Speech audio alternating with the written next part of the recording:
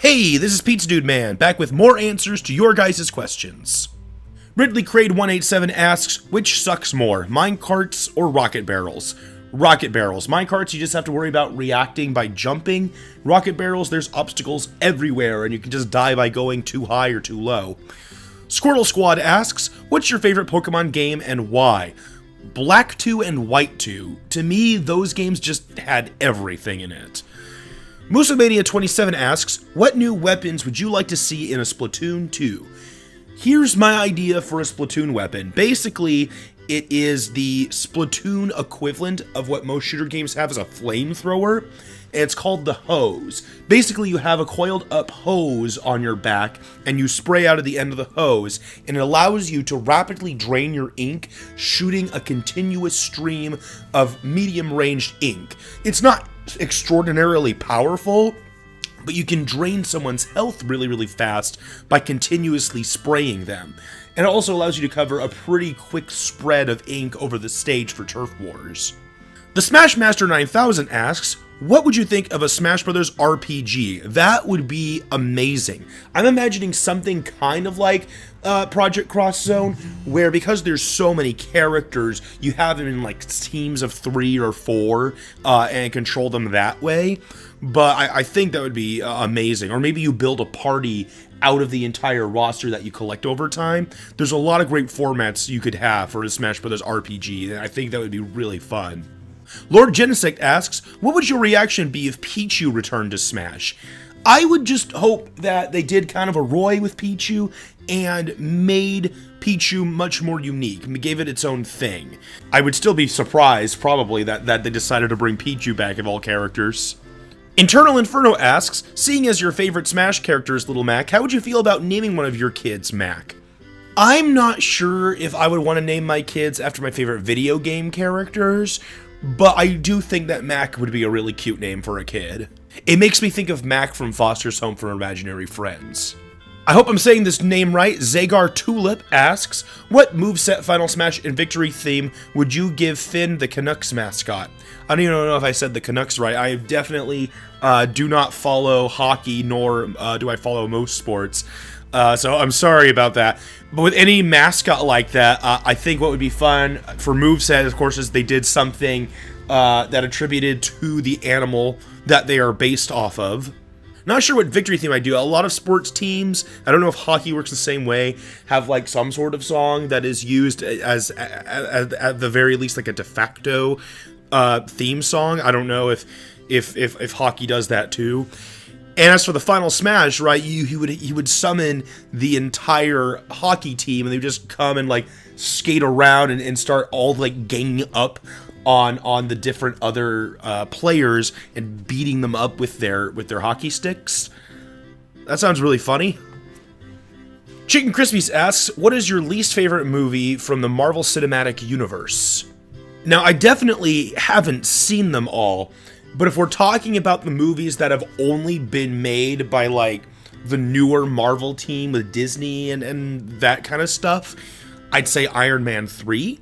But if we're talking about, like, every single movie that's ever been made with Marvel characters, of the ones I've seen, I'd say Fantastic Four, Rise of the Silver Surfer, although my dad actually saw Howard the Duck in the theaters, and that is notoriously awful. Bobby Lopez asks, thoughts on the Nintendo Switch? Yeah, I really wanted to talk about that.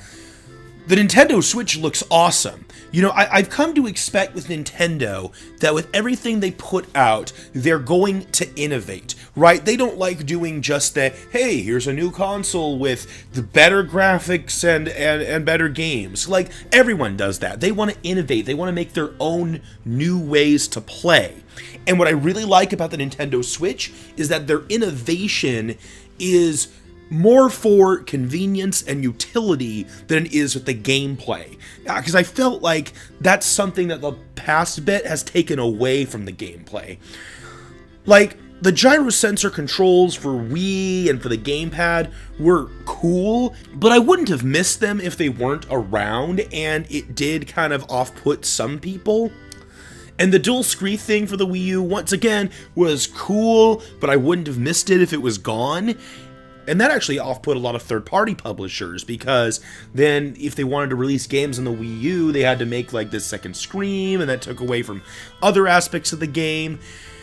So the Nintendo Switch just being an updated console with the functionality of being able to take it around anywhere, I think that's a great innovation. I don't think that takes anything away. So I'm really looking forward to it. I am so excited for the Nintendo Switch. I think there's going to be a lot of great games on it. PSB123 asks, due to his overall high loss ratio across multiple players, do you think Little Mac should be changed to be a more traditional Smash character, or do you think he's fine with the twist of deadly on the ground but terrible air game? I do like the idea that Little Mac is truly unique as a Smash character with the way that he's built. It's fun to see all the different Smash characters really have different playstyles, and although Little Mac is very extreme in that regard, it is fun to see Little Mac be that underdog character.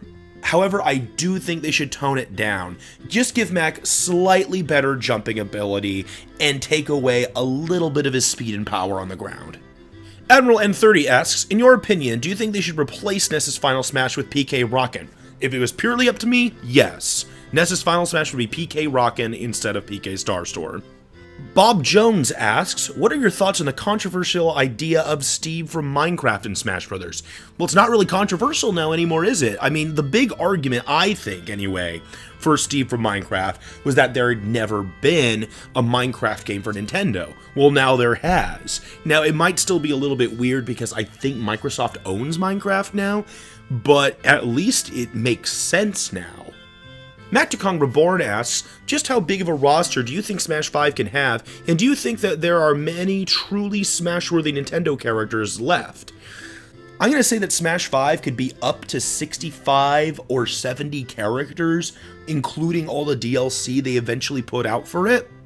And I think there's plenty of worthy Nintendo characters. I mean, they've added so many characters over time, and there's so many rosters from other things. You know, you look at multiplayer Mario game rosters, or Hyrule Warrior rosters, or the rosters of Pokemon from Pokken Tournament, or just the lists of Pokemon that you could add, or bringing back even more NES icons, like how they did with Little Mac and the Duck Hunt Dog and stuff like that. I think there's plenty of Nintendo characters left that make sense. There's no question about that, I don't think. 8-Bit Die asks, what do you think of YouTubers being political or being involved in politics in their content? You know, honestly, about the same way I feel about politics in general. Everyone's got their right and free speech, where politics, where I'm from, come. If someone wants to bring up politics, that's their prerogative. They just got to be willing to accept the negative aspects that come with discussing politics. Here's another one from Ridley Crane 187. Were there any plot points or mysteries that you were disappointed with in Gravity Falls? So if you haven't seen Gravity Falls, here's some major spoilers. I felt like a couple of characters were annoying in the finale, in that they were unwilling to do things that would save the world. Like, seriously, we've got Weirdmageddon going on, and you're just dragging your feet here? Specifically, I'm talking about Mabel and Mabel World. I thought that whole arc was annoying. And I'm also talking about Grunkle Stan, when they're trying to create the ring of people that could stop Bill Cipher, and he just doesn't do it. Like, I know that Grunkle Stan is kind of having a moment there, but, like, it just bugged the shit out of me. The other thing I felt a little annoyed about was that they didn't use that ring of people to stop Bill Cipher. Like, that seemed like it would have been a really cool, conclusive way to do it. And then it just failed because of the Grunkle Stan thing. Yeah, I would have liked it if, like, they still had to bring those people back and get that circle together to ultimately beat Bill Cipher, even if they did all that other stuff. I can't complain too much about Bill Cipher's defeat because the way they did wind up killing him off was really cool, but I was still annoyed that that circle of people was completely useless.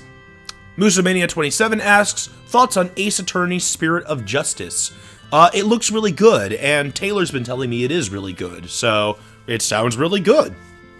I have not played it myself yet. Chicken Crispies asks, what launch titles would you like to see on the NX regardless of how realistic they are? Now, looking at the timing of this question, you asked this one, I believe, before we actually saw the trailer for the NX. So when you ask that question, the first thing on my list was a new 3D Mario game, and it looks like they're doing that. And I also was going to say Splatoon 2, and it looks like they're doing that. I would also love to see a new Donkey Kong Country game, a new Metroid game, and I'd like to see some kind of multiplayer party game, you know, like Nintendo Land or a Mario Party or something like that. Zagar Tulip asks, what is your favorite shiny Pokemon? The first one I ever caught, which was Zangoose. It's so awesome looking. It's got the blue stripes and the red claws. It's really cool. Macticong Reborn asks, have you played Undertale, or has the atrocious fandom or lack of interest stopped you?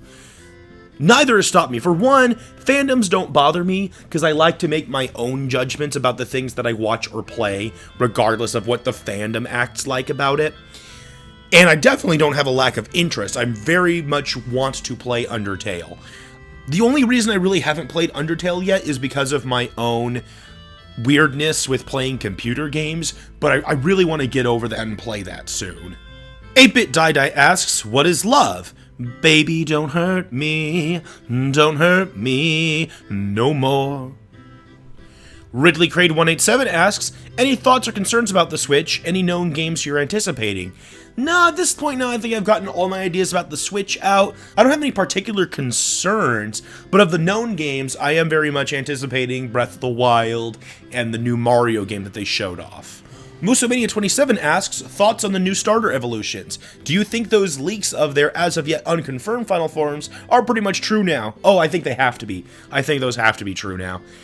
And I think they're pretty cool. I honestly have no clue why there is so much harping on Poplio's design. I think it's actually really good. If you were going to make like a water circus seal, it looks like a water circus seal as it evolves. I think it's really well done in that theme. So I don't know why so many people have complained about it. I think Rowlet looks pretty cool. And I think Litten looks fine. I do hope at the very least that it is not a firefighting type again. But as far as design goes, I don't think it's bad. Zagar Tulip asks, who would win in a fight, the Hulk or the Thing from Fantastic Four? Oh, that's not even a contest. Hulk would demolish the Thing. Ridley Crade 187 asks, how was the Retro Gaming Expo? It was awesome. It was my first ever convention. I got to meet so many cool people, and I'm not just talking about the YouTubers that I met. I got to talk and meet with a lot of people with similar interests who were all doing their own thing, and there were just so many great people. Like, I met the guy who did the soundtrack for Asago Academy, and he was really neat. We talked about music stuff, and we met a cosplayer who had this awesome Princess Peach armor, and she was really cool. And we met somebody who did Dungeons and Dragons thematic custom tea blends, and she was really neat. We just met so many interesting people that were all very, very pleasant to talk to and meet. And of course, I did also get to meet The Completionist and Pro Jared and Angry Video Game Nerd and lots of other people. It was so much fun. I can't wait to go to another convention again. Rosie and I both really want to make this a regular thing that we do. And our last question this week is from Zagar Tulip. If you were to design your own Pokemon region, which real-life location would you use as a basis? China. And that's it for this week's subscriber questions. Leave any new questions below, and I will see you guys next week. Bye!